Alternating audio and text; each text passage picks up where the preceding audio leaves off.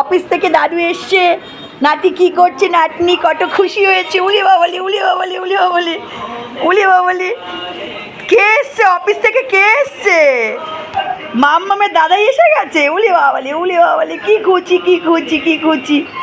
উলি বাবলি একটু পদুটা আমাকে মুখটা দেখাও একটু। এটা কে এসছে, এটা কে এসছে, কে এসছে? দাদাই কই, দাদাই দাদাই। উলি বাবলি উলি বাবলি উলি বাবলি উলি বাবলি।